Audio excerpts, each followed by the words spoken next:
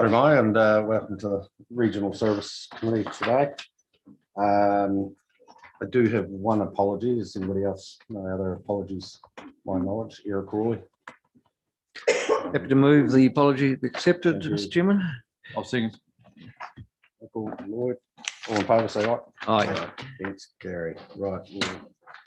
3, direct declaration. Anybody got a declaration of interest? We're not. Mr. Chairman, Yes. just because we've got a new item, just to make sure there's transparency, both Nicola and I are involved in the Whakamata Waituna Trust Okay. as trustees appointed by the council. So need to make sure that's noted. That's all good, and we'll Yep. do that.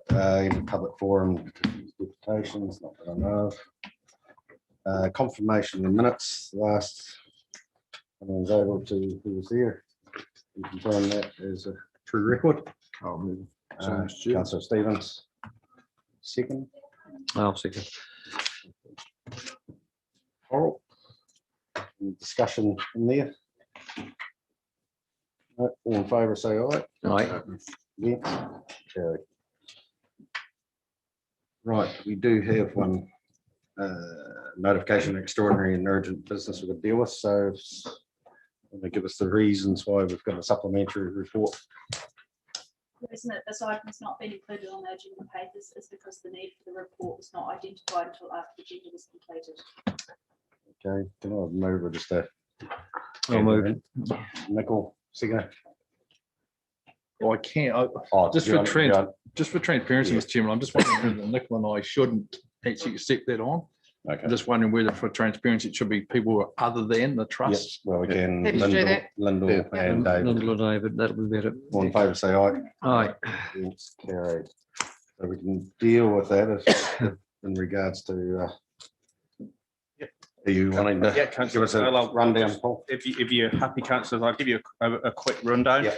And just before I get into the high level, we've as a result of this report, we've identified that there's a need for a more regular report to come through to this committee. So you'll start to see a Whakamata Waituna trustees update report as a regular item from now on.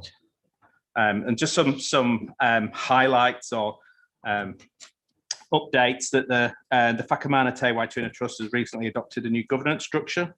They've created an executive director and a project coordinator roles, and this is done really to support a high level of strategic and operational support for the trustees. I think councillors will be aware that there's been a technical advisory group was established, and they've looked at ecologically based opening for a consent for the Waituna Lagoon. There's also work underway with consultants have been engaged to lodge a resource consent application. And I note just for clarity that that's with the local iwi and Department of Conservation. And that's done with a view that when the existing consent resource consent will expire in February 2022. There's also been an application for a second round of freshwater improvement funding for the contamination work stream. You'll note in the report as well. And as you've got down there on page 3, you'll see the work plan that the trust oversees. You've got a governance, Kaitiakitanga, lagoon hydrology, biodiversity pest management, contaminant intervention, and community engagement work streams. Also, councillors, there was a request for a little bit more visibility around the lagoon and different ownership types or ownership relationships around the lagoon. So we sought to include a map for your reference that highlights all the different ownerships. I also would say that there's probably an opportunity in the not too distant future to do a workshop with council on Whakamata Waituna, and we'll look to schedule that at some point. But I think it's probably a good point if maybe hand over to Councillor Horrell, maybe as the co-chair, you maybe highlight any things that I've missed in the report. No, thanks for that. And the map's probably not clear, the actual perimeters of the lagoon, but it does, I guess, show quite clearly where the land purchases have been made, and the blue are the pieces that are invested in Environment South, and the yellow pieces have been within the Tiwai Para Trust and is really under iwi control with the Mahanga Kai Pa that they're setting up there. So you can sort of see that there are other properties that are close to the lagoon that do have an effect on whatever height it actually is. But it's, you know, it has a couple of questions from councillors have highlighted that we haven't had a good reporting system in place to report back to council on something that we're involved in, and this will be an ongoing process. But I'm sure happy to ask any questions if there's any questions on this. So it was basically just a bit of a snapshot of where we've come from and where we're at. That's all good. Thanks, Nicola, and thanks, Paul, and certainly recommend. Look forward to the workshop. In regards, sorry, David, and then Lloyd. Thank you, Mr. Chairman. Just to, it may have been explained at an earlier conversation, but obviously the titles, the land parcels, and the other question is, how did we actually end up with each title? Was there a reason behind the purchases as to who got what? Or, You mean the blue? well, the blue and the yellow and the dock. Oh, okay, so Yes, yeah, there's quite a story there. This map's not fully complete. right. So there is, it'll make more sense, I think, in the workshop, Mr. Chairman, without taking too much more time, but there are some inundation reports scaled up to 5 meters above sea level that actually give you a better flavour of why specific land types have been bought and where it is placed. And there's other land that I know of that has different title or it's not shown on here that would be of interest to you is in the workshop. Yeah. So I think without getting too far down the track, there's not only do you have what you have in front of you, but there's also a scientific reserve and a Ramsar site. So we probably need to go through the workshop and bring that out, what they are, how they are affected, those sorts of things. So they're sitting, so it's quite complex in layers. You're only seeing one layer and you need to see more, but today's not appropriate for that. All right. And I guess just to add to that, if you go back to the start, when there was an application to the Freshwater Fund, the community had to come up with half the funding. ES put up close to $3 million, but as the trustees at the time said that we wanted to have something to hang our hat on, and that was the reason we were quite strong on the fact that it would fit in with our leased land portfolio to actually acquire some of that land rather than, because $3 million is a lot of money just to put out on one project. So that's sort of where it's landed, and I guess there could be likely to be a conversation going forward on whether that's an intergenerational benefit and how it's actually funded. At the moment, it was funded out of current account basically, but I've always been of the opinion that this is something that does qualify for consideration of a borrowing thing over a period of time. But that's discussion for another day, but just a little bit more background. And that's what the workshop will do. Yeah. All the way up and see where it goes. Lloyd. Yeah, I was just repeating my opposition to using the rupia as the ecological baseline when the bird, the migrant wading birds, I think would be a much better baseline.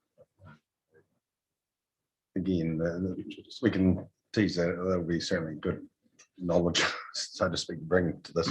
That's why it's quite important to have a good session on all these things. Yeah. Just clarification for the workshop. Can we have a bigger map? And the reason I say that is if you pick up Iwi's idea of the cloak, the corridor, it makes more sense if we went out a little bit further, because you're starting to understand why parcels of land were bought and what the interconnections are, and both in the long term and the short term. So I think snapshot today, but I think that would actually be easier. The other thing is there's a workshop, it hasn't been mentioned, there's a right now, field day has been organised, I think, early October-ish. It's a community, yeah, it's an October-ish, maybe, late October, November. So that community day, I hope to have a whole lot of trustees there and 2 or 3 points of interest to actually take the wider community and councillors would be welcome to go down and actually walk on the ground and actually see some of the stuff, and these maps will mean more to you at that stage. I think that we certainly recommend anybody in the council, or get the council down there. More information to Major come. investment, so. Yeah. No, that's all good. Yeah, we've taken on all those things, and someone wants just to recommend that we just note that report. Linda will second it. David, all in favour, say aye. Aye. Against, carried. We'll move on to the next. Any questions? I don't know. Yeah, no, we haven't. Stage. Chairman and or councillors' reports. Anybody got any reports? I do. I'm just going to duly note, and I've mentioned the last meeting, just in regards to, well, we did have a meeting at Gore District Council around the stop banks, the shovel ready projects, and it's just well, there's a couple that weren't here, and it's just more of a good comms day to bring the Gore District Council up to date with the progress and what's going on, and it was certainly quite evident that that the comms is going to be highly important to make sure the community knows what's going on, because there are going to be a few trees getting cut down, and when you're dealing with infrastructure. But Raymond was there and with his team, and they certainly put a good explanation of what's going on. So unless you got anything to add to that, Raymond, but it was all, just thought Julie note that anyway. So is nobody else got any reports? No, all good. Right, we'll move on to 9, item 1. Paul, are you gonna? Yeah, and I think is Ali online to talk through it? Yes, yeah. Thanks, Ali. Kia ora koutou. I don't have anything to say on this one, but here to answer questions if you have any on the appointment of the trustees for the Mid-Dome Trust. Okay, does anyone have any questions in regards to item 1? Lloyd? Ellie, am I correct in saying this looks like it's we've sort of got to a position we need to reappoint the trust? It looks like the normal rotation hasn't been followed as well as it should have been. Is that correct? No, I believe this is the normal rotation, and this is the reapproval. So the time has come up and we need to reappoint them back on. I believe it's the normal process. Okay. Is anybody else? Oh, Nickel. Well, just commenting, because this is under the wing of Environment South, and that's why we have a role, but you've got a group that are doing a pretty good job there at the moment, and I'm more than happy that we actually accept the recommendation. Okay, I'll take that as a mover, but is anybody else? No other questions? I'll second that. Lloyd, second it. All in favour, say aye. Aye. Against? Carried. Item 2, Ali, is this Ali? This is Ali again, yeah. Mr. Chairman, I'm Yep. just, the reason I want to make a comment now is for a bigger, wider picture than just this report. And I want to try and frame in such a way that the reports are the reports, but I think we can prepare them and present them in a different style, which is more of there's 3 in this agenda, more in a way that is information for the wider community as well. It's a good reference point. I think there's stuff in here which is good, but I'm going back to the compliance report. It's presented a little bit differently. It's got a couple of photos in it, and it tells a slightly different story in a different way. I'm just wondering whether can we standardize these and present them a little bit differently? Well, let's have Ali give us the report, and we'll have a discussion about that after in regards to that. Yeah, no, all good. Ali, you take, go for it. So can everybody say the PowerPoint screen? Just about. Cool. So I'd like to take the report as read, if that's okay, but just to cover off, because I do know it's a very long report and it's quite dry in places. There's a lot of data in there. So just cover off some of the key things and the key highlights from that report.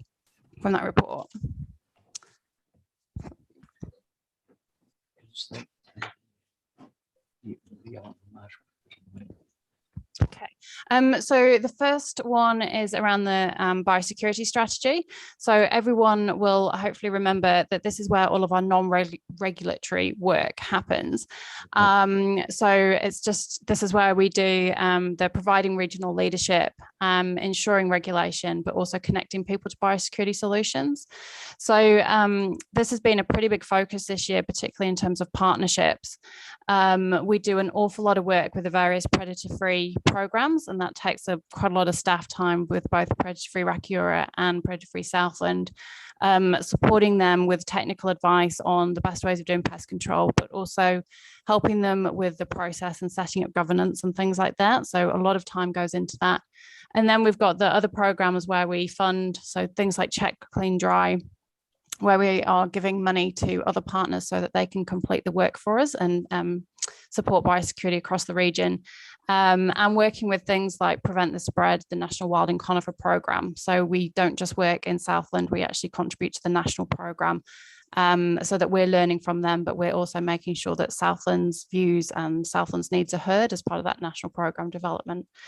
But we also do quite a bit of operational work in this space. So if there are harmful species issues that are not addressed by the regulation and they're not addressed by the RPMP, this is the place where we do it. We do it under the strategy. And in the last year, we've done some quite big helicopter work on the boundaries of Fiordland National Park, not within the national park on Dockland, on the boundary to protect the park. And that's included spraying of things like Gunnera and Buddleia. So last year, a lot of work went into that, and the team went back up to the divide this year, yesterday, to check, and it looks like we've really got on top of the Buddleia. So that program is working really well, and hopefully we can go to just spot spraying this year. So then in the regulatory space, it's worth just pointing out that we've completed 2 full years of the new RPMP. So it's a good time to just have a little bit of a reflection on where we've got to, how well the RPMP is going, and if we think we're going to be able to meet those 10-year goals that we set for ourselves within it. They haven't been the 2 most normal years. The first year got hit by the big flooding in the Matara and the start of COVID. And then this year has obviously been impacted by COVID and all the Jobs for Nature stuff. But I think it's still important to have a look at where we are progressing in terms of that 10-year program. So the first thing is that we're looking pretty good for the main exclusion eradication programs, and our pest plant sustained control program, I think, has been a real success from the change where we used to have a lot of money, a lot of staff time went into this, and going to complaints based, dealing with gorse and broom just and when they're causing an issue, seems to have really paid off. But we are still early days, and it may be that we start getting more complaints as the years go on, and as we've eased back on that input. But we're pretty happy with those programs. The Stewart Island Rakiura site-led program, which was brand new for this plan, is also going pretty well, and we're on track to meet our targets. So pretty comfortable with those. Now that we're going into year 3, the scale of the issues facing us in terms of progressive containment and sustained control in the animal space are becoming really relevant or really obvious. And I think it's really important to recognise that these are going to pose a long-term challenge. Southland is really big, and these pests are throughout the region, or they're in quite large areas, and trying to contain them at the areas they are and trying to sustain them at the levels they're currently at is going to be a challenge. So we need to keep on working on those. And the other big thing is that the more we find out, the more we realise we don't know. So making sure that we've got really good surveillance and monitoring in place so that we can find new incursions if they come in, so that we can really closely monitor how our programs are going. Particularly in the marine space, making sure that we're doing the right surveillance, so we're finding things before it's too late. So I'm not going to go through every single program and every single piece of work, because that would take us all day, but I've just picked out one from each of the different programs. So the really good news for exclusion is that this year we haven't had any incursions, which is always a relief when you're in biosecurity. You don't want anything new to deal with. And we've also tried to really prepare for what would happen if things did arrive. So a lot of work has gone into preparing our response plans. They are only drafted because until we actually have to use them in anger, they'll never be finalised, and they're always going to keep changing. But we have put a lot of effort just into trying to make a, what are we going to do? And also working with our neighbours in Ecan and Otago to help trying to improve staff training so that we know what to do and how to respond, but also trying to start working with them on pathways. They're our biggest protection, they're our biggest buffer. So if we can work with them so that they stop the pathway in its tracks, stuff won't get to us over our border. On the eradication front, I think the German ivy one is going particularly well. German ivy is something that we've been trying to deal with for years and years and years, just trying to spot spray it, find it between and under all of the different vegetation down at Bluff. And we weren't really getting anywhere. So 2 years ago, we decided to go for a new approach, and we have been removing all of the vegetation at the site where we think German ivy is, predominantly exotic species and things like bracken, things that don't have much of a native biodiversity value, taking it all out, getting rid of the German ivy, and then when we can see it, we can all of the regrowth can be picked up really, really quickly. But we've also managed to work with Invercargill City Council and the Bluff Hill Motupehui Trust to get native plants and replant those areas. So not only have we managed to, or are getting rid of the German ivy, we're massively improving the amenity value and the biodiversity values of that space. We are still getting German ivy popping up in the gaps, but we can see it now. It's much easier to control. And I think in another couple of years, we'll be able to say that, yep, we're on top of it and we really have nailed that program. The next one just to touch on is reed sweetgrass, and it's just an example of how these progressive containment species can be a challenge to manage. We've got reed sweetgrass in at least 3 catchments within Southland, and every year biosecurity has been doing some control, and we get quite a bit of support from the catchment team who also do control when we find it. But unfortunately, with the flooding that happened last year, it got spread around the region a little bit more. So the floods were picked up clumps of reed sweetgrass and spread them downstream. So we now need to be looking further afield. We had staff out in kayaks over the summer trying to find it and find where it had gone and control it.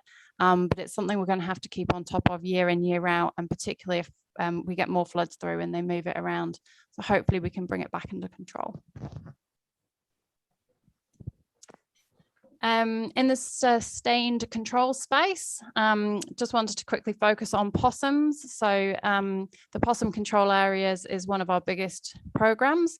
We're now, we've got 56 different possum control areas and 374,000 hectares. So a huge amount of Southland is under PCAs. And through that, we get to work with over probably 2,000 properties. That's phone calls, that's letters, that's the possum press that goes out to everybody. So encouraging over 2,000 landowners to do possum control. So in itself, it's going really well. But the map in the middle that you can see that's got the blue boundary and the blue background on it, that is the estimate of where we think Osprey or the TB program has worked over the years.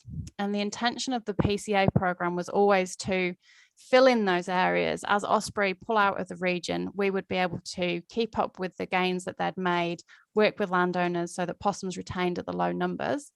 You can see from that map that yes, we're making inroads and we have covered a large area of where Osprey have worked or are still working, but there are large areas that we are not reaching.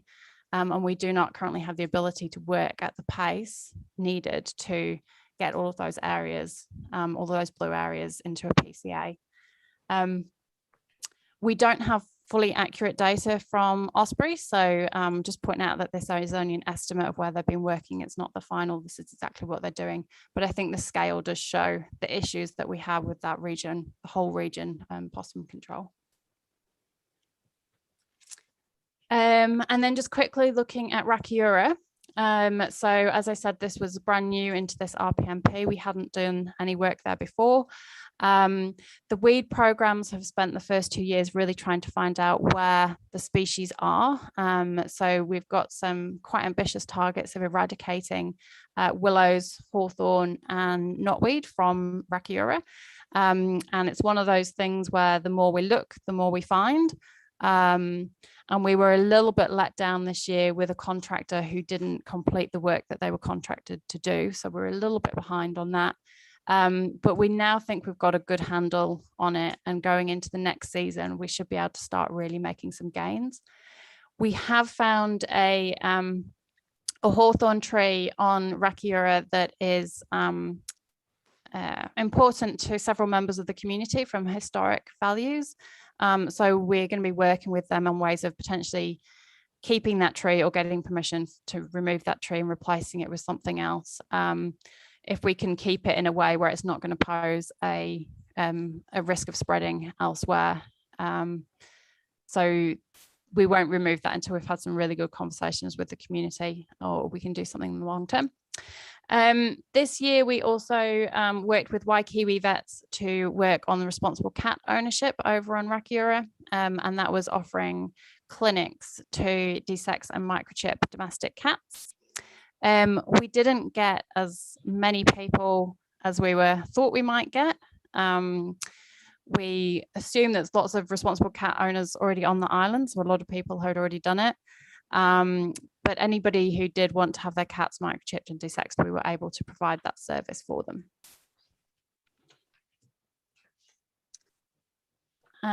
So then in the marine space, there's the Fiordland Marine Regional Pathways Plan. And again, it's been another year working through that. We've managed to do 2 compliance trips this year. So that's going out with a boat and looking for every boat that we find and do an inspection of the hull and do an inspection of the paperwork. The picture in the middle, you can also see that the snorkelers go out and inspect all of the moorings. So they try and, everywhere we know that boats tie up throughout the fjords, we try and swim every couple of years and just check that there's nothing dropping off boats onto those ropes and onto those moorings. And the Marine Pathways Plan is posing some interesting challenges in terms of the use of the Biosecurity Act and delivering our official notices to say that we've done an inspection on the property. So you'll see from the pictures, we have to find interesting places to put our inspections. We can't just inspection notices. We can't just nail them to the gate like we can do on land. So they end up getting stuffed in waders or stuffed in barbecues or anywhere on the boat we can find where they're not going to blow away, but where the owner can find them. So it does pose some unique challenges working in that environment. And then, of course, we've got our biodiversity program, which fits under a slightly separate bit of our remit and has been transferred mostly into our new biodiversity action on the ground project. But there is still work that we do that fits within our normal business as usual and doesn't fit under the MFE funding. And there was work that was carried out before we received our MFE funding. So we're still supporting about 11 different community groups. A lot of that is through monitoring of pests for them or providing them with advice and guidance. We support the Southland Ecological Restoration Network with a field trip every year, taking a bus out to go and look at different ecological sites. We're continuing to work on our own land down at Lower Matara. We've planted another 500 trees down there this year and continued to increase the amount of pest control that we do. And of the environmental enhancement funds and grants, there was 2 of them that were completed before we got the MFE funding, so within our normal remit. And the high value areas over the year, including the MFE stuff, we managed to complete over 2,500 hectares. So some pretty good results from that, despite all of the complications with the extra funding coming in. And just on that, I know most people will be familiar with these already, but we did receive 6 different pots of money from Jobs for Nature this year to support both biodiversity and biosecurity programs. And these pots of money are really going to improve our ability to meet our objectives, both within the biosecurity strategy and the pest management plan. They're going to have a major contribution to where we're going to be in 5 years' time. And will hopefully get us ahead of the game, but they are only a temporary fix. So we do need to be thinking long term about what we're going to do when this money runs out, and try and find some other funding sources. I think we're pretty lucky to be able to be using this, but as I say, it is only temporary, so we do need to have a bit of a plan going forward. I think that was me. I'm happy to take any questions. Thanks, Sally. I've got a couple of questions, but before Lloyd. Yeah, I've just got one or two here. Are we encouraging the use of local species when we're replanting? Because I've seen replanting, it's been North Island lacebark, it's been Cosma robusta and Carokia and things like that, which is just going to go weedy. So have we got a policy about using? Yep. So anything that comes through the Environmental Enhancement Fund or anything that is done with our team is 100% eco-sourced, or that's a requirement of it. I know particularly in Invercargill City have been having problems with the sourcing of some of their plants, and we're working with them on improving their eco-sourcing as well. And Fiona and I have been talking about the riparian planting that we're doing as well, and just double checking that we're doing everything we can to make sure that we're putting the right species in the right place, and we're not planting things that are becoming weedy. Thank you. The second one is I was just wondering about using the scientific names in there for the plants, because there's lots of buddleias, there's lots of cotoneasters, there's lots of native brooms and a couple of introduced ones. More than one thing called old man's beard. I'm just wondering if we need to be, if we are possibly giving wrong information there. Maybe it's only one of the species within each of those that we're targeting. Maybe we should actually have the scientific name as well when we're advertising. Or maybe that's just no. No, so we do use the scientific names with all of the regulatory stuff. So the full scientific names are in the plan and things, and they are on the website. We try and avoid using scientific names too much in a lot of the public things because we don't want to confuse people. But if there is a need to it, we can definitely incorporate them more. Thank you. Thank you, Nicole. Yes, Ellie, just looking at the the Fiordland pathways, and 18 out of 71 not having a clean vessel thing is pretty worrying. I'm just wondering whether we should be having a conversation with ICC about the clean vessel pass lift out facility that's sort of gone on hold with the loss of the marine fee. But I think it's something I would certainly like us to at least have a conversation to see if we could advance that, because it is a glaring hole in there. The success of this thing, if people can't get a facility, is going to fail. Yeah, sure. So most of the 18 that didn't have clean vessel passes were actually small trailer boats. So the types of things that people would pull out and just tie up in the yard or outside the houses or in the garage. So they're relatively low risk because they dry off in between going in and out of the ocean and going in and out of different ports. And they're the sort of boats that would generally be cleaned off by a power washer when someone gets home as well. But yes, definitely agree that we need to continue that conversation and working around how we make sure we've got the right facilities for people, so that particularly with the bigger boats, we can find a way of getting them clean. Thanks. I just got one, Ellie, just in regards, obviously there's a few partially achieves, but they're around either money, basically, funding or people. Is the Jobs for Nature going to fill some of those gaps in regards to the next few years, or certainly help in those areas? Is that what you're saying? It'll definitely help. And I think last year was a real challenge in terms of staff and turnover.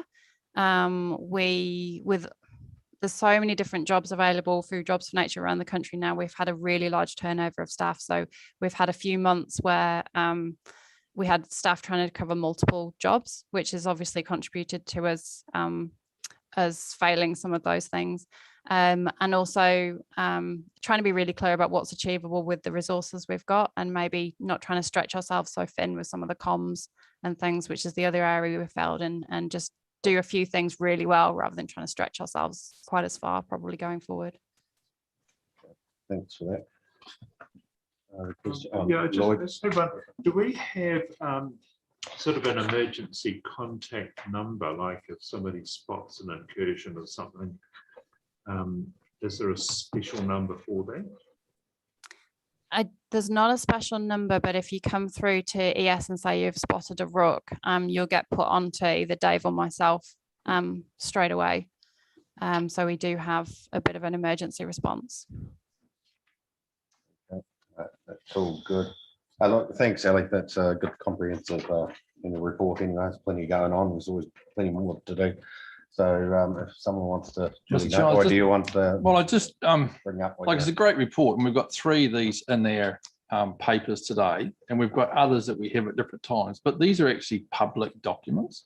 Like this is actually showing our brand to the public and what we're doing in our work programs. I've had a talk to the senior staff before this meeting, but I'd actually like us through the meeting process to ask them to go and have a look and see if we can present this information in a way that is good for the organisation, but is a good brand for us to go out and show our work streams and our work capabilities and what we're doing in a more of a, and I'm not criticising reports, but more of a similar style and a presentation that has been agreed to by all parties. So I just put that out there, Mr. Chairman, and that's why I raised it earlier on. I don't want to take away the work that's been done or target any individual. I want to make sure that the ES brand is actually emphasised through here. Point taken. Actually, Peter, did you? Sorry. Yeah, Sorry, just something. Thanks, Ellie. About the predator-free Rakiura and the cat clinic. How is the community receiving the cat clinic, and is it working in conjunction with predator-free Rakiura as the first steps around that predator-free process? Like, what sort of buy-in from the community is there around that? Yep. So we actually launched the cat clinic at the same time as the predator-free funding announcement. So they had a big event over there. So we're trying to align it as much as we can with predator-free and what they need. And it is very much trying to future-proof all of the rules and everything for them. Predatory Rakiura it's focused on feral cats. So it is not around stopping or preventing cat ownership on the island. So our program helps support that so that domestic cats don't lead to increase in feral cats, hence the microchipping and the neutering. We have only had, as far as I'm aware, positive response from us doing this. We've had a lot of people saying thank you very much for coming and bringing the cat clinic to the island and for funding it. I don't think we received any negative comments on it. I'd have to go back and check with the team. But then we did have really low turnout as well. We were hoping to get a few more than the cats we did do. But the cat rules have been in place on Rakiura since I think 2002, since the last since the regional pest management strategy, the original one. So it's not new either. This time we just thought we'd try and help people a bit more.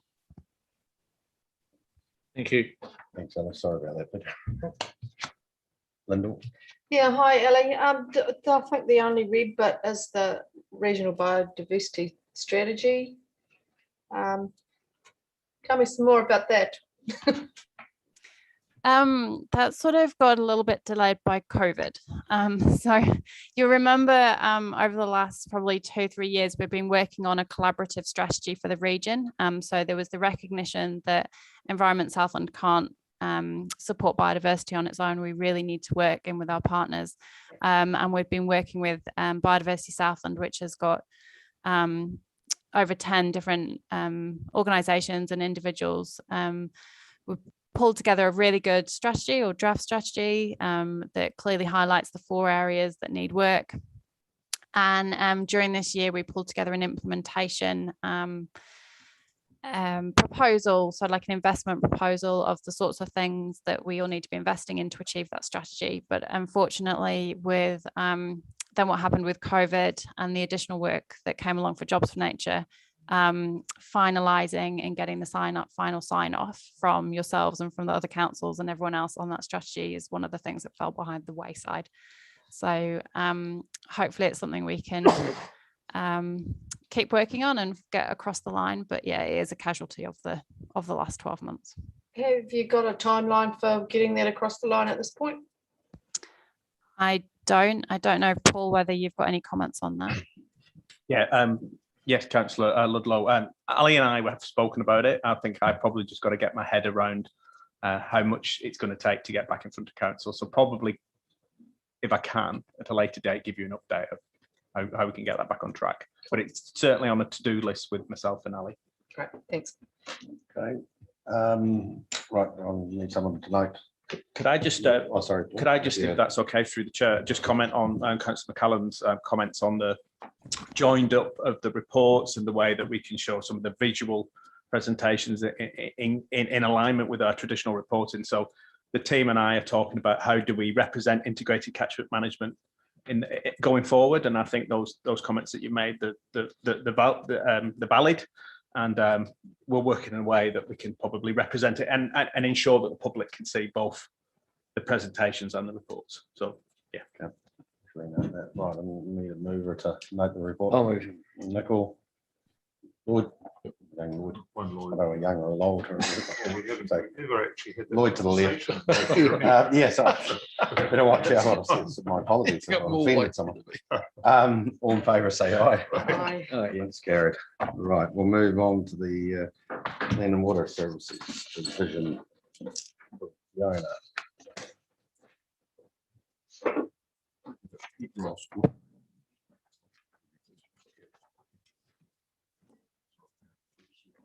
Welcome. I'm just waiting for a presentation. Start throwing mints across the room. Take too long.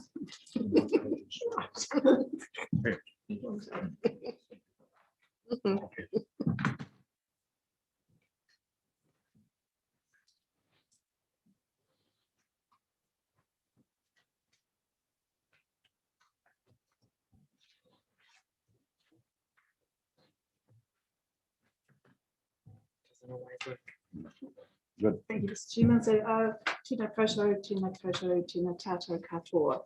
Ko Fiona Young, toku ingoa. So today, obviously, you've had a chance to have a look through the report that's in the agenda, and I'm very happy to answer questions on any of the details in that report.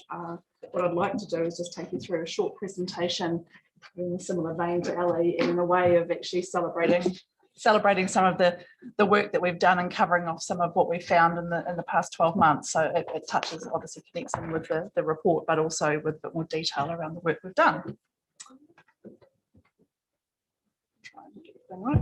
So just to recap, in terms of the Land and Water Services Division as part of the ICM, Integrated Catchment Management Directorate, we've got 3 kind of big things that we're working on around connecting people, both internally in the organisation and externally in our community, around learning and education. That's been, you'll see as we unfold this, it's been a key task for this year, and acting or action. So we actually are looking to support action on the ground to actually get people doing things differently to meet the challenges that we have, particularly around water quality and biodiversity in particular. Not only, but those are 2 key focuses for us.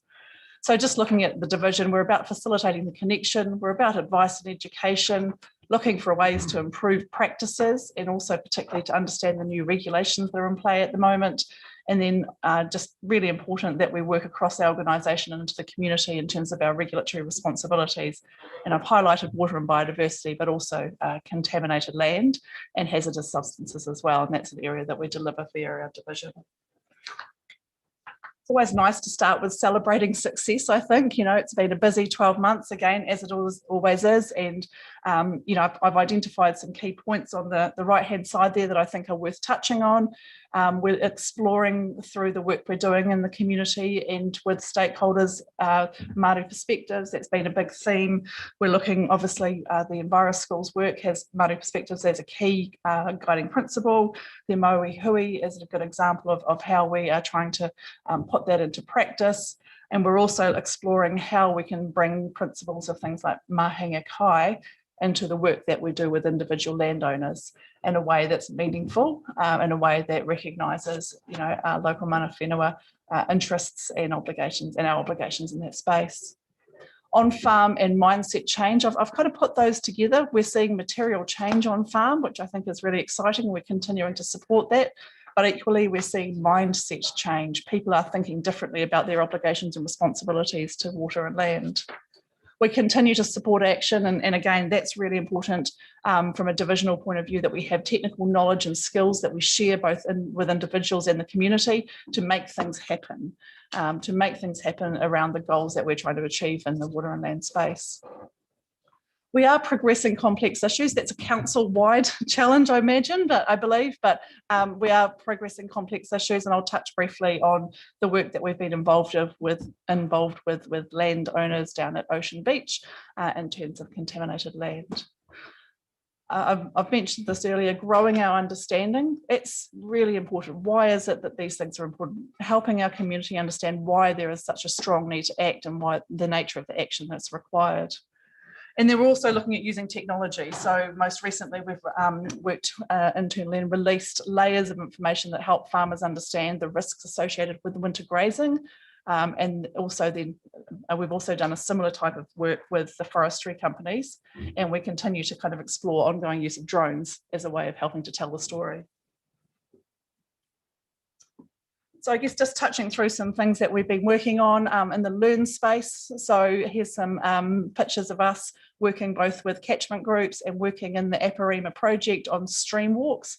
So we've worked with our science team, with Thriving Southland team, and we go out to communities to help them understand how they can understand the health of their waterways.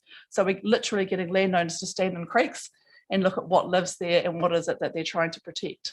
We think that's really important in terms of driving the next step up in terms of action. And our team work, as I say, quite closely to upskill themselves so they're able to work in that ecology biodiversity space, but equally we're working with the likes of QE2 and take advantage of, of knowledge that they have. In terms of ACT, we continue to be involved in the ACE, the Aparima project. Councillors, I think, hopefully will be familiar with our involvement in ACE. The 6 catchment groups. We work alongside agencies, Dairy NZ, Fonterra, Beef and Lamb, and Thriving Southland, importantly, to contribute to that project from an agency and technical point of view. Our team have been materially involved in developing plans and implementing sediment trap construction in the area. So there's one sediment trap, or one series of sediment traps has been identified for each of the catchment groups in the Aparima FMU. And we're working now with Fish and Game to do some monitoring of that using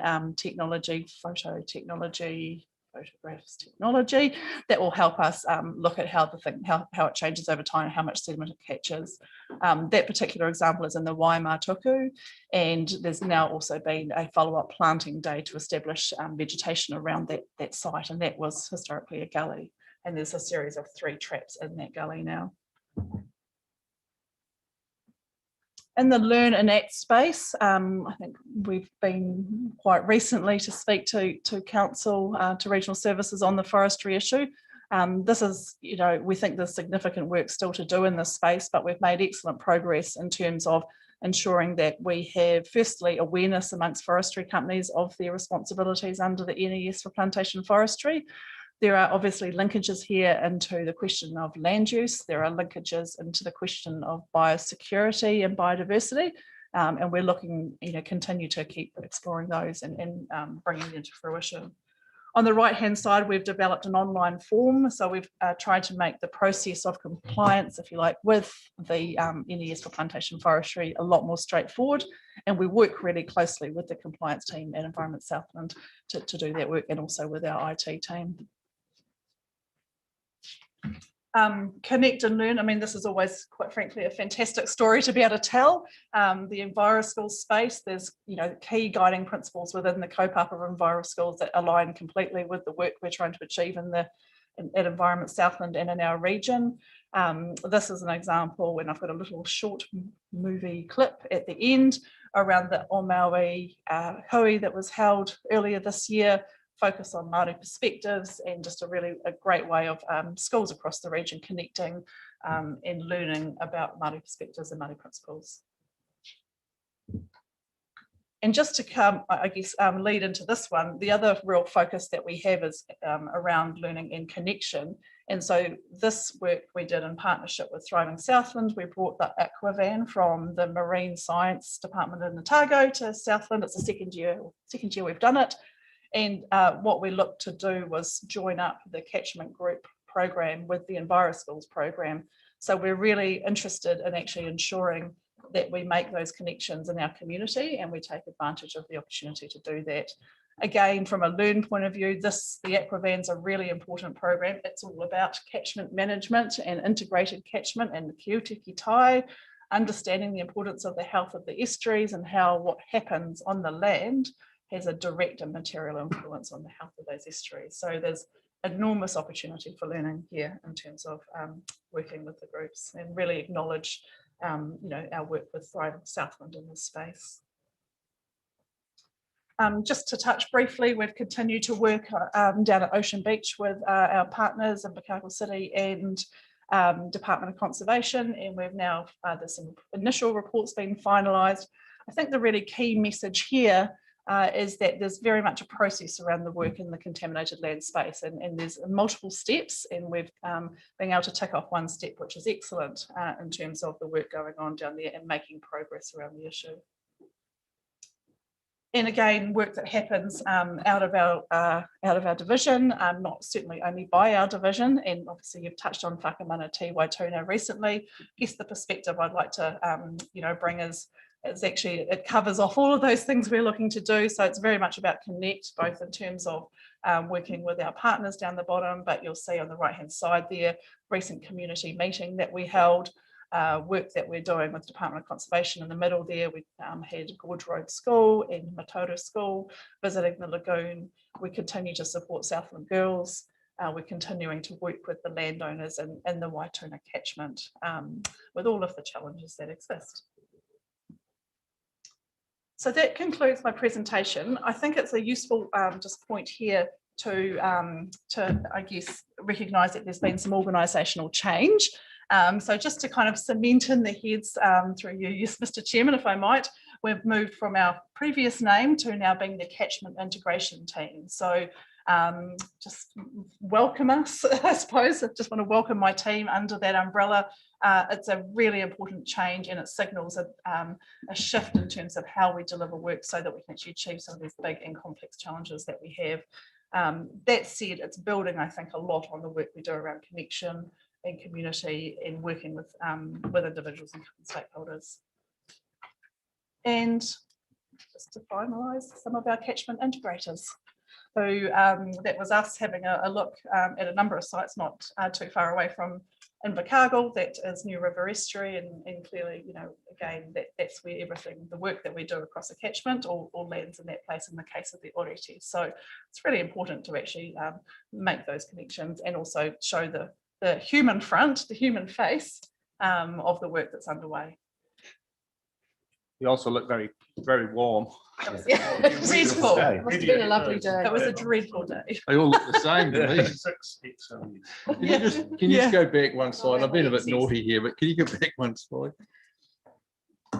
What happened to the next slide on the left? Yeah.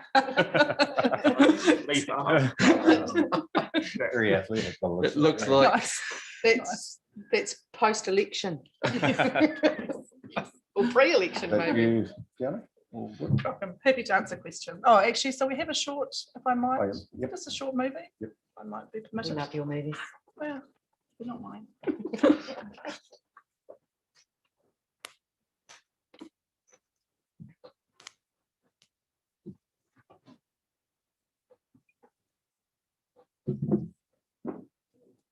Maybe Peter and then more. That one's with- Wondering, catchment integration, working with other councils, local authorities too. Oh, yes. Yeah. I'm happy to answer a question on that, perhaps. Yeah. Yeah, if you like. getting there.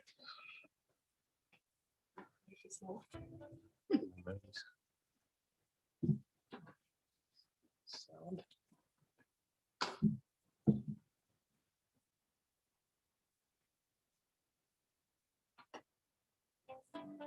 Hi there, I'm Josh from Environment Southland. I'm one of the Enviro Schools facilitators, and we're here out at Maui on our regional hui. It's a Māori theme today, and the children coming from all the different schools from throughout Southland will come into this special place and learn about things like kaitiakitanga, or responsibilities to look after the land and to look after communities, look after themselves, and they've got a role to perform in terms of looking after the future of our landscapes and the land that we live on. And if they can learn some of those traditions and values that are Māori to take into how they're looking after the land in today, that'd be fantastic. So kia ora, my name is Sean Parkinson. Today we are doing rāranga, which is weaving. We're using harakeke because that's the traditional plant that Māori did use. So today we're doing whetū. So we're starting with whetū, and then they can transfer that whetū, which is the star, into a fish. And if they get through the fish, the eka, and the whetū, the star, then we move on to a waka, a boat. Kia ora, I'm Bronwyn from the Southland Community Nursery, and I'm here today with Sports Southland and Environment Southland at the Enviro Schools Hui. We are working on some New Zealand native plant identification, and then the kids, once they've matched up the leaves, we're going to time travel and then come back in time and then learn about the traditional uses of those plants. We've learned a little bit about tree identification, and one of the things we learned was that the broadleaf, it was the wood bark was used on human infections and their skin. Kia ora, called Jay Tukaungawa. I'm Jay from the Tūrama Trust, and I'm running the Tapawai game, the traditional Māori game. So it's been heaps of fun so far. There's been lots of competitiveness, so it's been really great to see. Kia ora.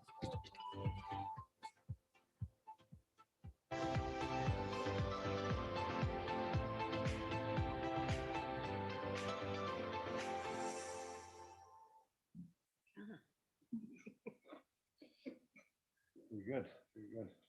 Peter, do you want to? I just asked that question there. Around who would Just to, yeah. So I'll probably just a brief comment I would say is that with all of the changes that are happening in the regulatory and operational space, we're working very closely with our counterparts and other councils, both the territorial authorities, but also other regional councils than we ever have.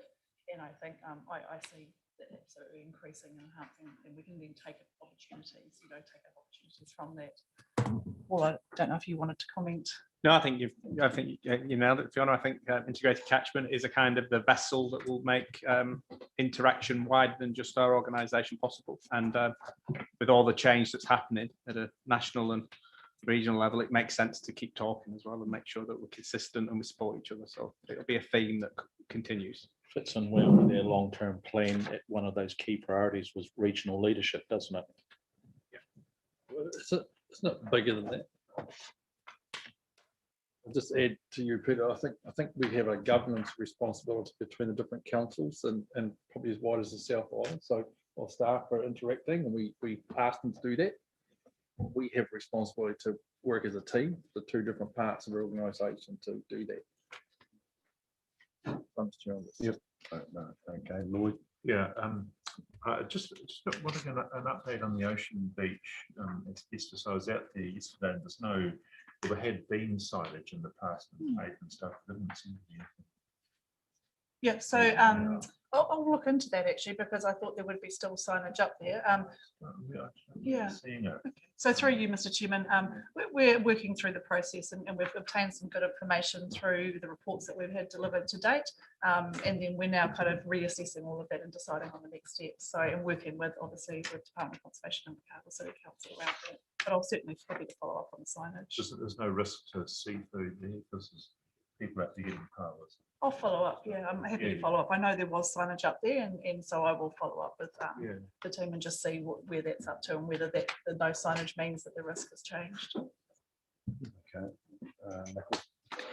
Yes, you mentioned the NES from plantation forestry, and my observations with our interaction, we are probably better than some other places in the country, but do you still, I've always felt there was weaknesses within the NES. Are we finding that an impediment, or are we getting voluntary sort of response without a high regulation? So the NES for plantation forestry has obviously some strengths and some challenges for us in Southland. So there's very clear direction, and we're seeing forestry companies understanding that around works in waterways and adjacent to waterways and cross-stream crossings and so forth.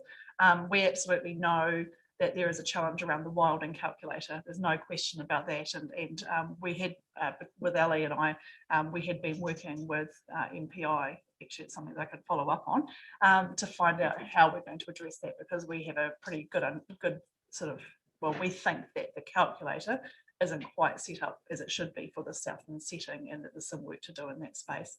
But certainly I've seen examples where we've had wilding species, and there is quite a process of going to and fro in terms of actually gaining more information to build some security into that for us in terms of those wilding risks. And clearly from a biosecurity point of view, we're really interested in not being saddled, I suppose, with a significant cost for the future. Yeah.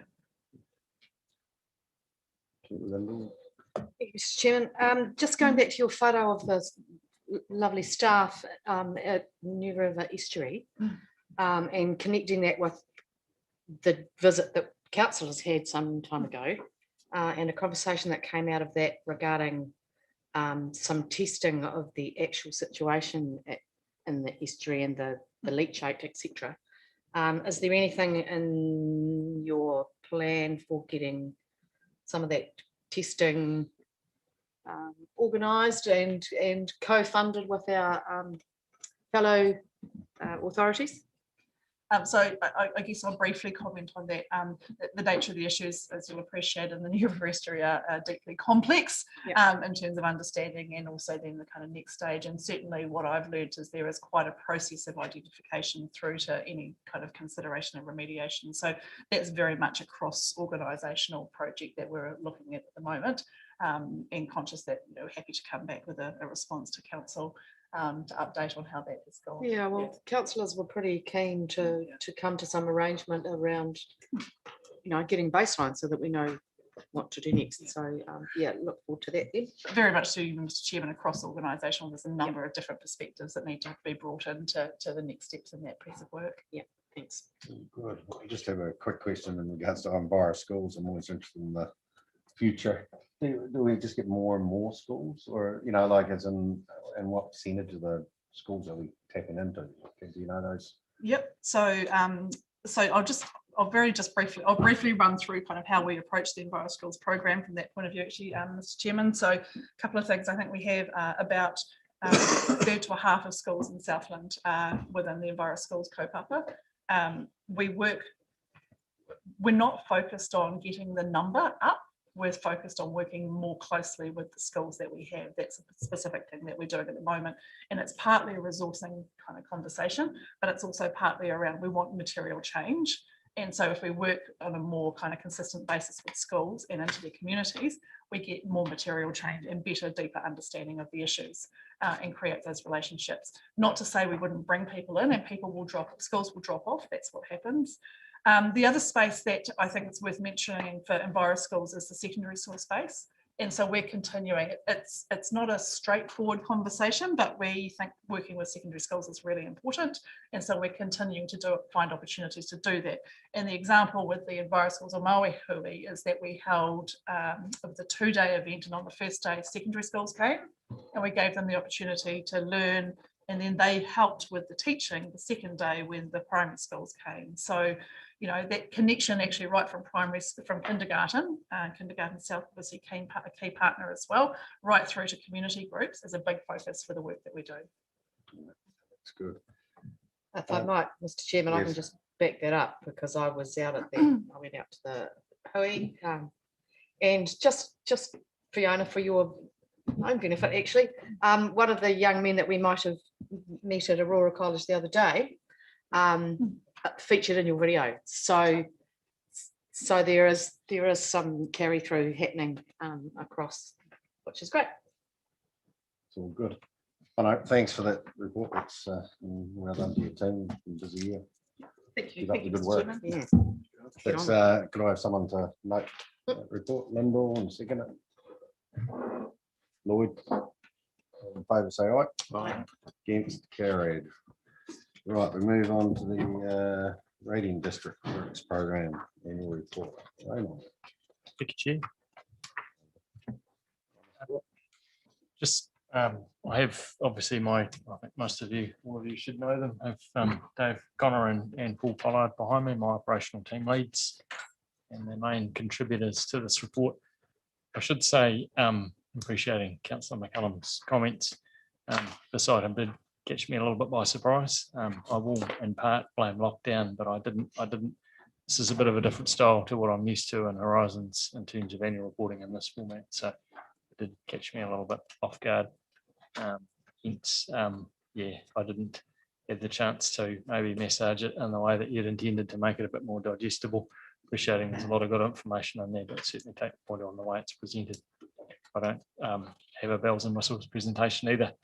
I'm caught short a little bit on all of that. So I've just, Chair, I guess, open it up for any questions that anyone's got in terms of the detail on the report. Lloyd. We'll probably pick it up later, but what's your biggest issue in Catchment? What's the thing that's keeping you awake at night that is going to impact on the work program going forward? And I'm probably specifically thinking to give you a lead around rock. Not that I want to put words in your mouth. Not the head thing. Well, probably the climate resilience is the thing that in terms of the stuff that keeps me awake at night, that's probably number one. And the subsets of that, I guess, that relates to resourcing within the team, material supply, those sorts of things. And the other one, and I'm diving back, Chair, a little bit to the presentation to OPAC from last time was, I guess, average age within the team, retirements, succession planning, those sorts of things. So you take your pick out of that grab bag, but there's a few things there that I guess, yeah, keep them awake at night, but certainly on my radar anyway. Peter. Thanks, Mr. Chairman. Raymond, just pick up on that climate resilience stuff. You mentioned it, not me. But I'm just saying, is there activities now that you can see that are going on within the catchments that could be counterproductive for the future when you overlay that climate information coming in? You know, for speeding up the water columns, for example, you know, we have a great, I get phone calls like all the councillors here do. I want my gravel gone. I want this gone. So I'm concerned that we're going to undertake or undertaking activities that actually is not in the best long-term interests. In terms of the climate resilience projects themselves, personal view, I think they are pretty well considered and certainly a good investment. That said, that's the whole kind of nub of integrated catchment management is how I guess ultimately Fiona, Ellie and I can work together to try and get some of those broader set of outcomes. We did, probably illustrating that, we did sit on the other day, a very good workshop that Ellie ran around wetlands and just how we're kind of wanting to shape policy and direction in terms of the MPS around wetlands. And that wasn't obviously just her and I, it was policy and Rachel Miller, other parts of the organisation. And good. That's, I guess that integrated catchment management is wider than just the team that Paul leads. I mean, it obviously spans right across the organisation. And I think just having that connectivity, and I'm a civil engineer by training, by profession, by qualification. But there's a broader set of outcomes there. And I'm cognizant of that and thinking about how catchment operations can fit into that bigger picture so we can get that set of outcomes. That's probably a bit of a long-winded answer to you. Well, it wasn't a great question. Well, no, I think I understand the point that you're making now, and You get that general gist of what I'm saying. 'Cause I always am concerned about you go in the wrong direction at the very end before you need to turn the corner. Yeah.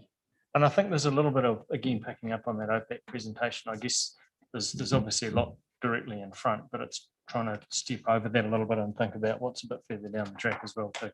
There is nothing within that the climate resilience projects that I don't think is a good sound investment, but it has a particular focus to it, and integrated catchment management is obviously looking at that broader focus. An example of that, we are about to go out to market for a whole of Matara catchment cross-section survey. And we've done that a little bit in dribs and drabs in the last few years, and want a whole kind of state of catchment view of riverbed profiles, gravel, so we can actually make decisions, better joined up long-term decisions rather than kind of short-term thinking. Thank you. Thanks for that. Lloyd, David, and then Lyndall. Yeah. Yes. Yeah, I've seen lots of good planting in the recent. There's been a big rush on the development of the Bluff and the Cargill one, so there's been a sort of polishing up work for that. I'm just wondering what's happening with the stock banking out on Stead Street out there. Is that part of your?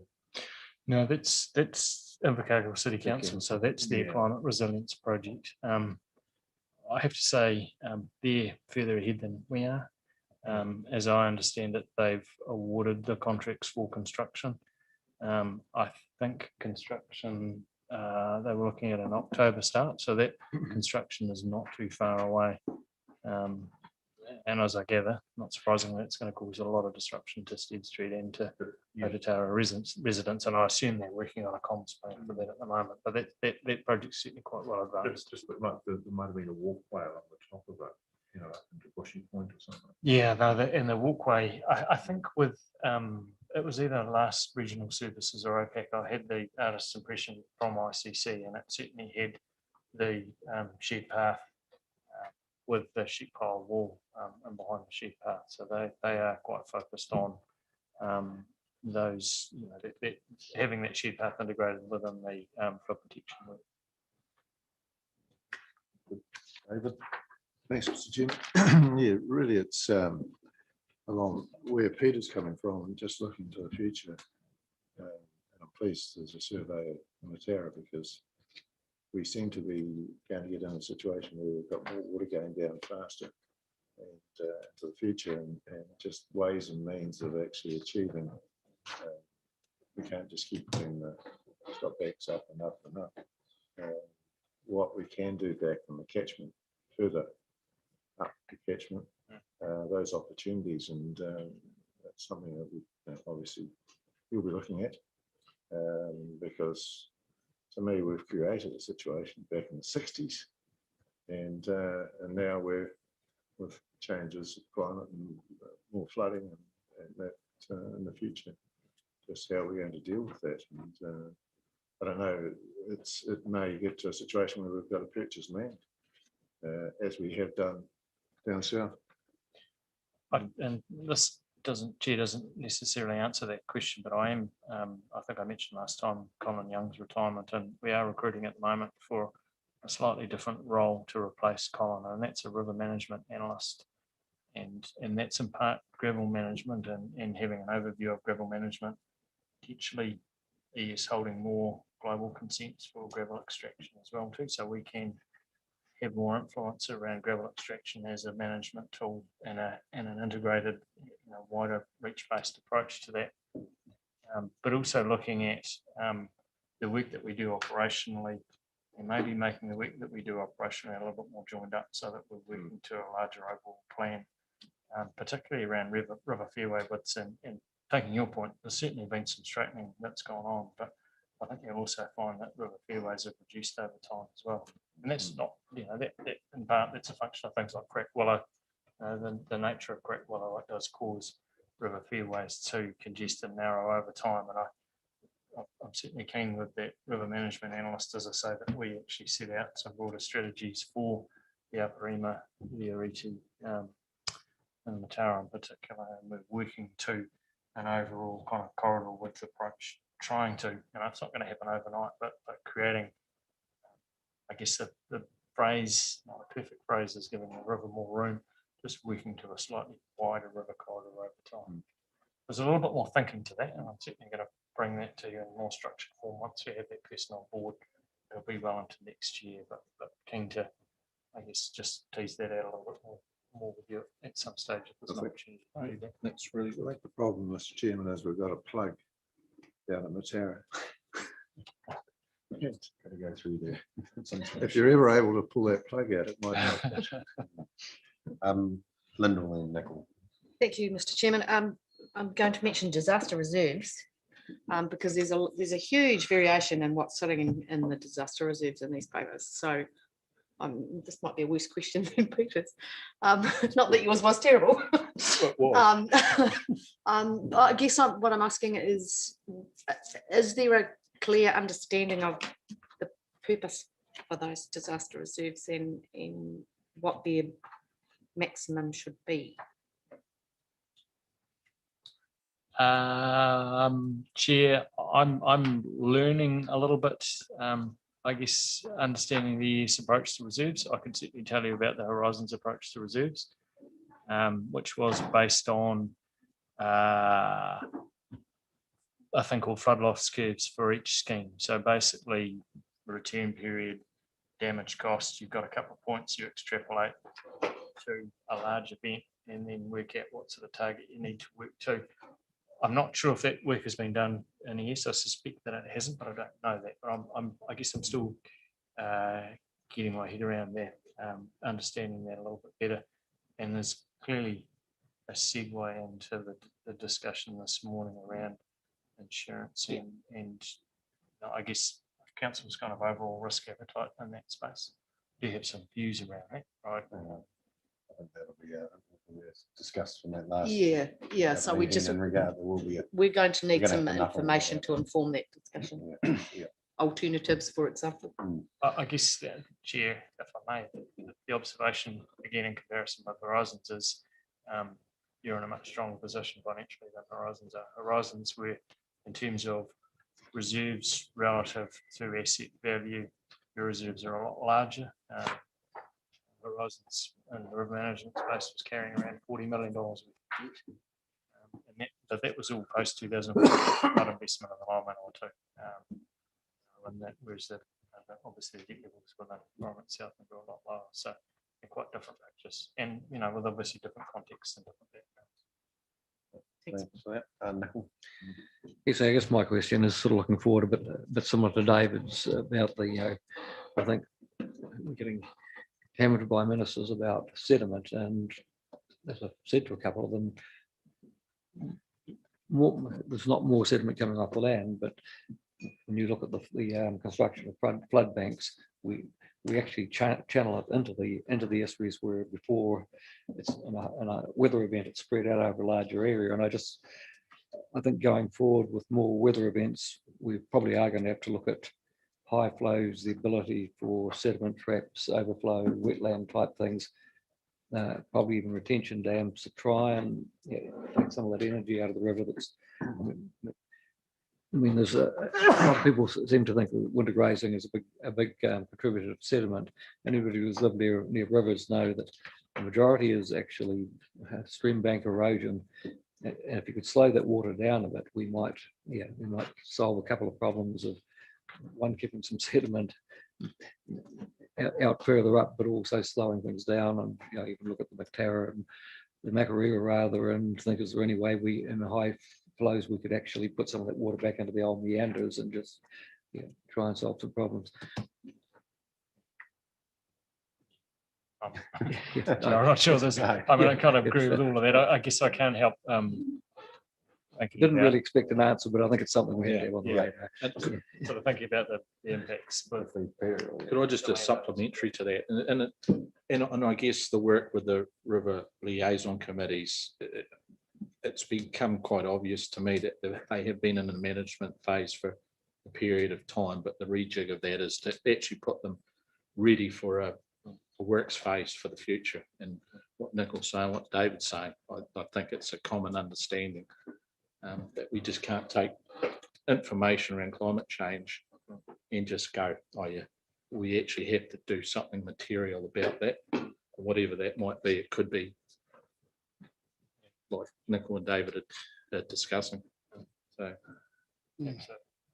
just to comment through you, Mr. Chairman, just on that, I'm fully supportive of slowing the water down in the secondary catchments. Probably might be easier, and the capacity building project, Fiona might want to comment on that, but I guess that's extending the raking areas to be able to do that. And I think part of integrated catchment management should really be looking at actually at that very thing, combined with what you were saying, Nick and Dave. Yeah. Rating review sounds good. We're into that. We set it out there. Well, we are. It's the speeding up of all that water that we're trying to channel into effectively, and it's ending up in our estuaries, a lot of that stuff. So people and property too. I've got a question, but well, I'm just wondering, we're actually, I'm just looking at the agenda. We're meant to be talking about the annual report, and we've sort of gone on to the next one by default. I'm just wondering, can we clear the annual report and then pick up this conversation in your catchment update? So I'm happy to move the report as page on 71, with the view that some of the discussions will follow on to the work update.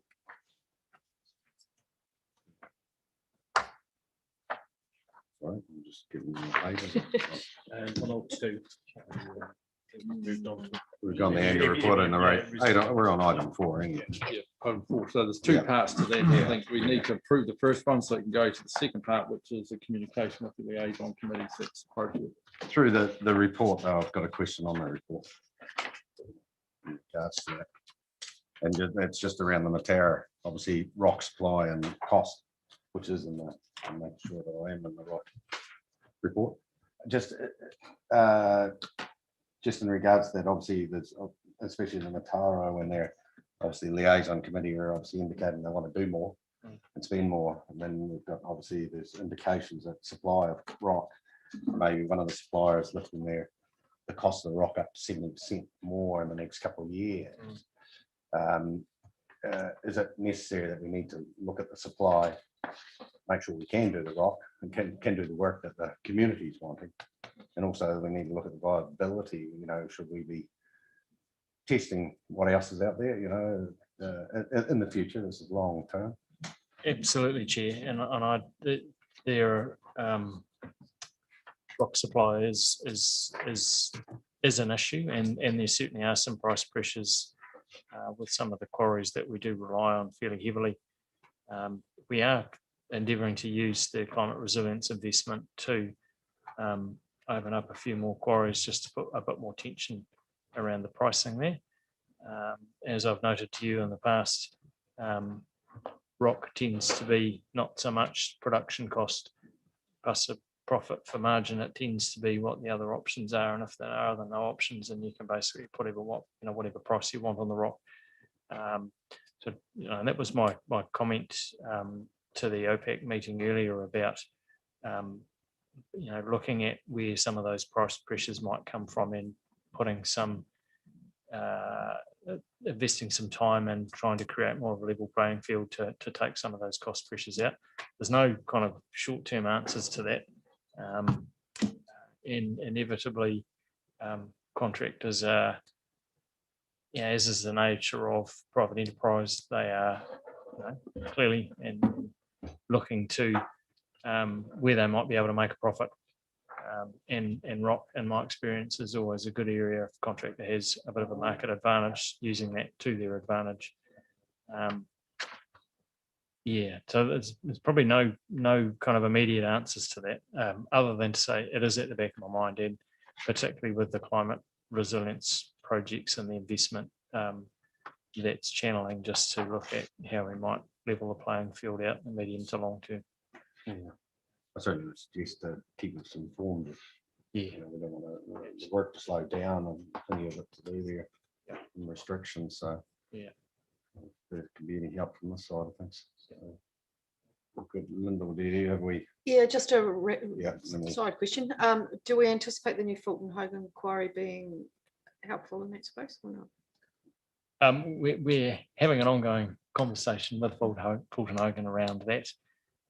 Good. Trying to understand the drivers for some of those price increases.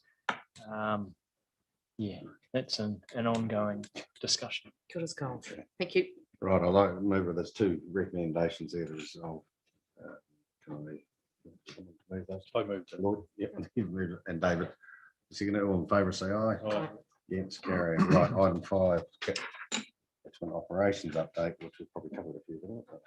So, Chair, I think this is a new item in a new format, and it's really something we discussed last time, rather than a verbal update, giving you a more comprehensive summary of what's been going on within catchment operations since the last committee meeting. I will, if I can, take the item as read. I don't have a presentation to go with it, but I do have a few points just to go through and highlight to committee if I can.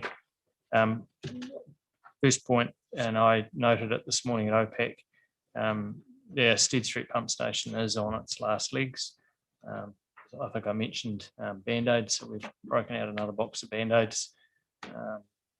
We are looking down the barrel of 20 to 30k repair bill for one of the pumps at the moment, an old axial flow pumps. The wet bearing, I think, has gone on one of the pumps, and one of the other pumps is not sounding that flash.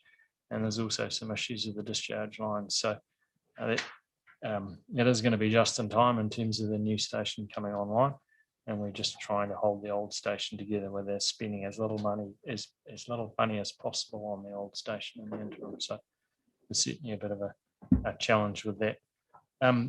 I did note too in the item that the word ironically is missing.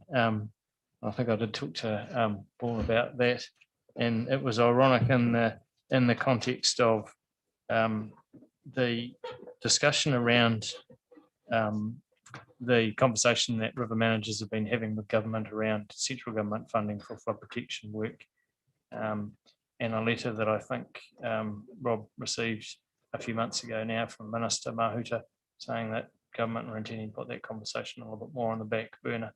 The irony with that was the floods that have occurred in the South Island this year. It's something that the sector has been quite focused on for obvious reasons. And I think, as I've mentioned before, particularly early last year prior to lockdown, we were making quite a lot of headway with government. DIA were very keen to have a conversation with the sector and others, a whole range of different government agency around what government assistance might look like, not only in a monetary sense, but in a policy sense as well. It's unfortunate that's gone on the back burner. Government's obviously got a lot on its plate at the moment, and it's looked at what is on the plate and what might be put on the back burner a little bit, and it seems like that conversation is. I think CEs led by my former CE at Manawatu have been trying to meet with Minister Mahuta to get that put back on the table, just to try and push that back up the priority list.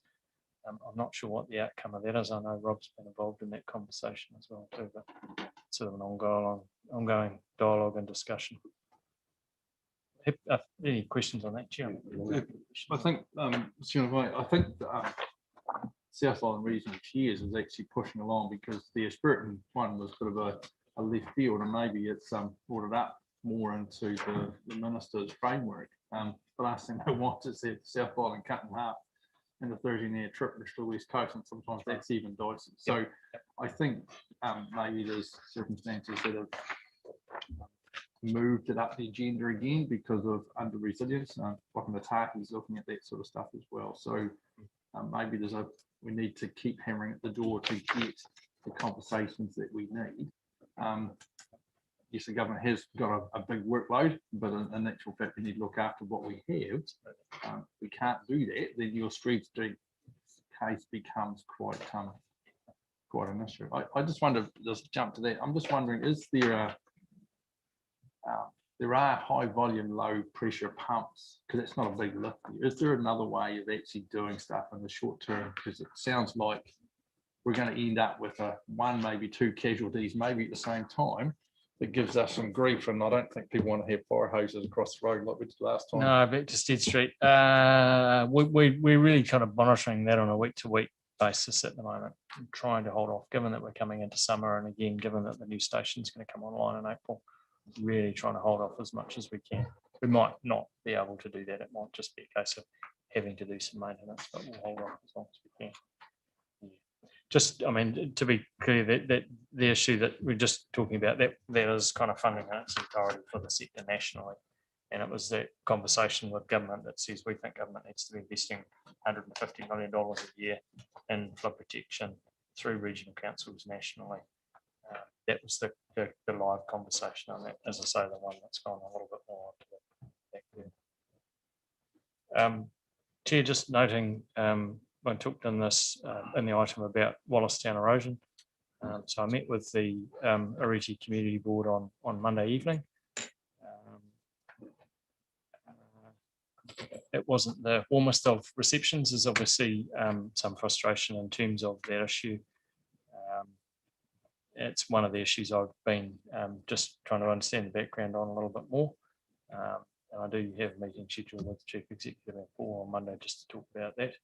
I guess I'd be keen to have a bit more discussion with council around that and what the options might be at a later stage.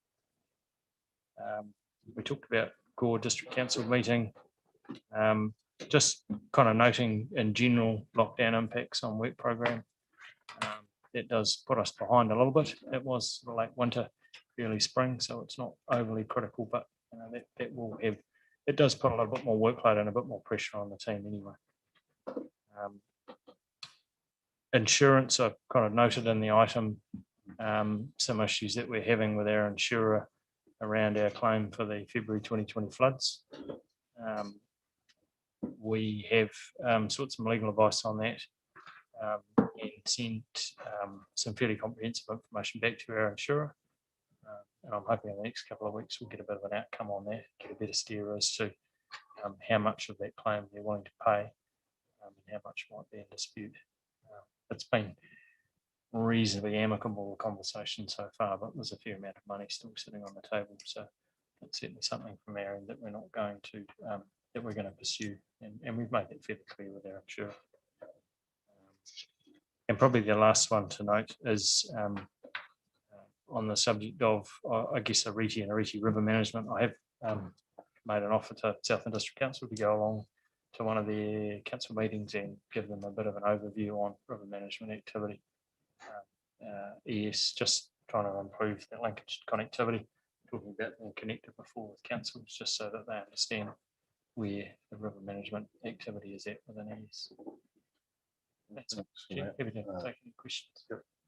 Nickel, you've got a quick question. Yeah, just a couple of comments. I mean, the Wallace-town situation, it's a little bit bizarre that you've got an area that's not part of the river management and aren't paying a rate. And we did have conversations with one or two people before the LTPs were finalised, saying that really the way forward was to get something going. I suspect now they may have to wait till the next annual plan to do that, but then there could be the potential of borrowing and paying back. The other one is the insurance. Either it's covered, it's not just because I don't want to pay it. I wouldn't be backing away unless they can prove that it's not part of what we thought we had insured. So just picking up on those points, Chair, and I did make that point to the Ariti Community Board that there would have to be some sort of targeted rate component on that Wallace-town community if we were to do any form of erosion protection on that bend. didn't go then that well, which I didn't quite understand in terms of the community that is in the path of that erosion. It is a natural process. And I did sort of make the point that we'd need to go through some sort of annual plan process. We'd compromise our significance of engagement policy if we just went in and did something tomorrow. We don't actually have a mechanism of funding to do that. I'm not sure if there was a great deal of understanding around that. And maybe, maybe that's where some of the potential tension or friction is. It is what it is. And I've lost your second point, sorry. Oh, that was on the insurance. Oh, the insurance, yes. Yeah, no, absolutely, entirely. And the issue with the insurance is the bank protection work that was done and the proximity of that bank protection work to flood protection assets. Was it the wire that was quite new? No. This is in the main, the Ariti and the Matara work that was done, and the insurer basically saying that the bank protection work doesn't relate to the integrity of the stock bank. We have a different view on that in terms of the policy that we hold, and that's the information that we've provided back to the insurer. So I'm hoping next week we'll get a bit more feedback from them, from our broker and from the loss adjuster as to how they see the further information that we've presented. Thanks for that. No more questions. If I can get a mover to make that report. Be good. Lyndall, secondary David. All in favour, say aye. Aye. Against, carried. Right, into the contracts and progress on works. Moving on through that. You're up again. Yeah. I'm just working done. The item is read, Chair, and happy to field any questions anyone might have on that. Has anybody got any questions that's gone over that? In regards to that? All looks like you're doing plenty of stuff. Lots of bills going out. So. I'm happy to move it, Mr. Chairman, but I just want to go back maybe and just pick up a comment. You don't have to reply to this, but I really think that we need to put some emphasis, whether it's council to council, on that Wallace Town Bank. If that goes pear-shaped, it's going to go pear-shaped, and your numbers in this report are going to look really sick as you try and repair it. And there's reputational damage here and a huge sediment issue if we've got an argument around sediment entering the estuary and those sorts of follow-ons. I think we really need to think about the bigger, wider picture, especially the drivers that are coming from central government. So if you could pick those comments up in that direction, that would be great. But I'm happy to move this, Mr. Chairman. Secondary. Nicole. All in favour, say aye. Aye. Against, carried. Right. Property work in Hardy minutes. That's that. Looking at someone who was there. I was there, so I'm happy to move that, Mr. Chairman. Yep. Take that, and David. All in favour? Aye. Against, carried. I just will bring out just a wee thing just while we're on property working. Just, whether Peter just wanted to, you did make a mention in regards to talking about trees on some release ground and things like that. And just in regards to that, I was just thinking about that, but a quick feel for around this committee is whether we should have a good bit of yarn that in the property working party. At some stage, I've sent that email around to everyone. In regards to talking about, obviously, unless you just want to give us a minute. Oh, look, it's appropriate, probably goes through the property working party for a discussion anyway. I think everyone's aware there's a land use change, and I spoke about it at the council a year ago, and it's just starting to gather pace, and huge emotional response around it early on. But the fact of the matter is that we administer the lands on behalf of the ratepayer, so we've got to look at it in quite an unemotional way. And if there is opportunities in some parts of land throughout to plant out, whether it be trees, any type of trees, and what's happening in the rest of the country is some of these properties are being sold and good front country is being subdivided, and land and houses and outbuildings are being sold for a profit to finance the planting of trees. So it's just the way you look at it. So I'm just putting up a discussion there that could go well into the future. Won't dwell on it too much I today.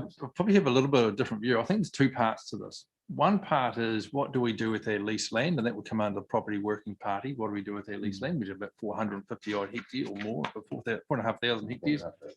And how we manage that and what we do and what that looks like. I think that's quite separate to the issue that I read in Peter's email, which was buying a property, selling off the flat land to fund the development of the rolling stuff behind. And it's not just a property, it's actually multiple properties. And we've actually had a discussion between ES and SDC. How does it come in? Does it fit between councils? Does it actually, how do we actually see this? Because we've got different drivers and a lot of these people are actually absentee in many respects and they're playing a different game. And we don't. We've asked government for direction and they've been really a little bit slow to actually understand what that means. So I can just jump in. You're talking about our own property. Talking about our own lease, our own property, and not necessarily people doing. Since I've been with the property working party, it's been hard to uptake it because it's very complex. But what seems to be the familiar thread is the financial burden on the uptake of houses and the property itself. You know, it's quite considerable, as we know as landowners. But I'm just saying there's a bit of a shift on, and perhaps we should start to look at things a bit differently if it presents itself, without the emotion and the understanding that we do administer this land on behalf of the ratepayer, and it's how we employ this land to benefit the ratepayer. So I'm just want to start a discussion. That's all. I'm not saying do this or do that, but it's. I don't think we need to dwell on it. So no, I just wanted to hear that. So we can certainly set up a meeting. We'll set up a meeting with that property working party and local. You're happy for it to go to the property working party, but part of that discussion is got to be why we've got that land. It is floodplain. Yeah. So there's places you could have trees, but we don't want to plant them where it's going to be an obstruction. But good conversation to have going forward. Okay, no, we'll move on. We'll actually go to item 10, but Phil wasn't flying in or anything. I take it. Yeah, I just want to note the sort of absence of a doc report. The second meeting we haven't had one. It is. You would think it'd be a good opportunity for Doc to update us on what's going on. And maybe we could at least ask them for a written report. There's nobody here. Yeah, well, there could be various reasons why he's not here. So I don't know. Obviously, COVID comes into play too. So, I thought he was on his way actually, because I saw him when I was on my way back. oh, right. Okay. Anyway, we don't have a verbal report from them. I did Peter did have another question, but Fiona's just missed it. You're wanting to. Hi, Kate. Can I quickly just cover this off? So during the lockdown, I was contacted by Southern District, our local councillor, Maggie Runkle, and she sent me an email and we had a few discussions. So she did a presentation last week to the SDC on waste, on roadside waste, and this is to their open spaces group on the roadsides, waterways and open spaces. So during the lockdown, the upper Makarua catchment group organised something within all their members to do each part of their road and go and do roadside pickups of the rubbish. And I've been involved in 3 of them and dipped in, and I can assure you in the water tables, if anyone's ever walked down the main road and had a look in there, it's just filled with stuff. But anyway, that aside, so she sent an email saying that she's interviewed people in the Central Southland community, put out a questionnaire. So they're asking ES if they would partner with SDC in their open, it must be their open space group, to help them drive a coordinated approach around a roadside rubbish pickup throughout Southland through the catchment groups. So Margie's just, I think, met yesterday with Richard Kite through Thriving Southland. So the biggest challenge around this is traffic management, which is a major hurdle for these groups. It's just impossible to get a plan done or get it okayed. So I'm thinking, we could lend support in that area. Consumables, yes, probably communications. But I think it would be a really good partnership if we could assist the catchment groups to do it. So that's basically the thrust of her email. So she's talked to WasteNet, ICC, and says in the email she's working on a strategy to go forward and have a pride in self and approach, she calls it. And at the end, she would be happy to present at an ES committee meeting, if you would so wish. That'd be good. If I we will could move. take that. We need a movement. Yeah, well, we're taking note of To that. that effect. Maybe Please. following up Let's go. in regards to that. Obviously, it sounds a good, Okay. good community thing. So, Would you like Maggie? Fiona? Or Yeah. if that's all right. Could I talk to Fiona and just see if Maggie would like to come along to talk to us, or Yeah, just unless there's opposition to it, I don't think there is. No, just get a But talk to just the really seniors, note it. Just Just sort of fit that in. Yeah. okay. Right, yeah. No, that's all good. I just sort of think that in there since Happy to Phil's not here. support that, but just there are some groups out there who've done this in the past, like with Joyce Colk, from around the Tuatapere area, has coordinated quite a few. I think we should invite those groups too, because you don't want to be snubbing the work they've done, but just work together. Bluffville group does that as well. They did the whole in Bluff feeds. you can come out to Waikaka Valley where Central Otago, heading the road to Central Otago. It's amazing how much stuff is on the road. Oh, it's incredible. What gets in, it's in the water tables in a particular time of the year when the grass isn't too long. And there's no water in the water tables is the right time to do it. And especially the main roads, Sunday morning till lunchtime is the perfect time. But and it actually brings people together. They get quite excited about filling up these. And they have competitions to see who gets the most rubbish. We'll take note anyway. Take that and we'll carry on. So obviously there's no extraordinary urgent business. We'll move into public excluded business. That's the finish of the public session. Public excluded and the reasons why. Reason being into public excluded is to carry on without prejudice or disadvantage negotiations. Move for that. Yep. Lyndall, picking up. Lloyd, E. All in favour, say aye. Aye. Against, carried. We're offline. Right. Item 8,